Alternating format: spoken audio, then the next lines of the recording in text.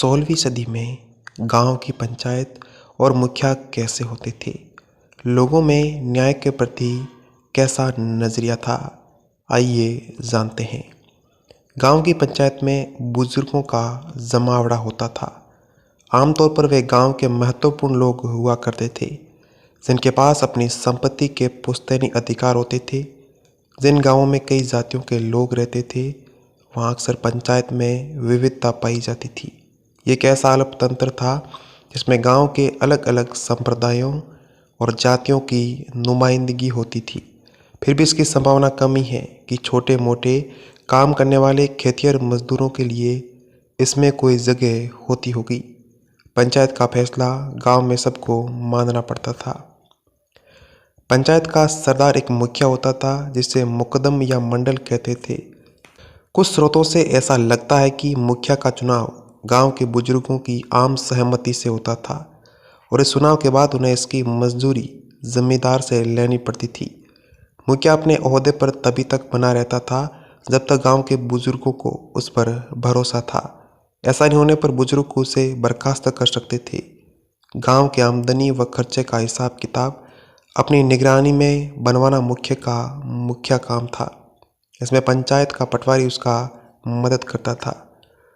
पंचायत का खर्चा गांव के उस आम खजाने से चलता था जिसमें हर व्यक्ति अपना योगदान देता था। इस खजाने से उन कर अधिकारियों की खातिरदारी का खर्चा भी किया जाता था, जो समय समय पर गांव का दौरा किया करते थे। दूसरी ओर इस कोष का इस्तेमाल बाढ़ जैसे प्राकृतिक विपदाओं से निपटने के लिए भी होता था और ऐसे सामुदायिक कार्यों के लिए भी जो किसान खुद नहीं कर सकते थे, जैसे कि मिट्टी के छोटे मोटे बांध बनाना या नहर खोदना। पंचायत का एक बड़ा काम यह तसल्ली करना था कि गांव में रहने वाले अलग अलग समुदाय के लोग अपने जाति की हदों के अंदर रहे। पूरी भारत में सभी शादियां मंडल की मौजूदगी में होती थी। यूँ कहा जा सकता है कि जाति की अवहेलना रोकने के लिए लोगों के आचरण पर नजर रखना गांव के मुखिया की जिम्मेदारियों में से एक था। पंचायतों को जुर्माना लगाने और समुदाय से निष्कासित करने जैसे ज़्यादा गंभीर दंड देने के अधिकार थे।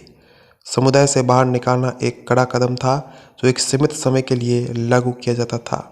इसके तहत दंडित व्यक्ति को गांव छोड़ना पड़ता था। इस दौरान वह अपनी जाति और पैसे से हाथ धो बैठता था। ऐसी नीतियों का मकसद जातिगत रिवाजों की अवहेलना रोकना था। ग्राम पंचायत के अलावा गांव हर जाति की अपनी पंचायत होती थी। समाज में ये पंचायतें काफ़ी ताकतवर होती थी। राजस्थान में जाति पंचायतें अलग अलग जातियों के लोगों के बीच दीवानी के झगड़ों को निपटारा करती थी। वह ज़मीन से जुड़े दावेदारियों के झगड़े सुलझाती थी। यह तय करती थी कि शादियाँ जातिगत मानदंडों के मुताबिक हो रही है या नहीं, और ये भी कि गांव के आयोजन में किसके ऊपर तरजीह दी जाएगी, कर्मकांडीय वर्चस्व किस क्रम में होगा। फौजदारी न्याय को छोड़ दे तो ज़्यादातर मामलों में राज्य जाति पंचायत के फैसलों को मानता था। अत्यधिक कर के मांगों के मामले में पंचायत अक्सर समझौते का सुझाव देती थी। जहाँ समझौते नहीं हो पाते वहाँ किसान विरोध के ज़्यादा उग्र रास्ते अपनाते थे, जैसे कि गांव छोड़कर भाग जाना। जोतने लायक खाली ज़मीन अपेक्षाकृत आसानी से उपलब्ध थी, जबकि श्रम को लेकर प्रतियोगिता थी। इस वजह से गांव छोड़कर भाग जाना खेतिहरों के हाथ में एक बड़ा प्रभावी हथियार था। तो दोस्तों, अभी के लिए इतना ही। अगर आपको जानकारी अच्छी लगी हो तो हमारे वीडियो को लाइक करें। इस चैनल को सब्सक्राइब करना बिल्कुल ना भूलें।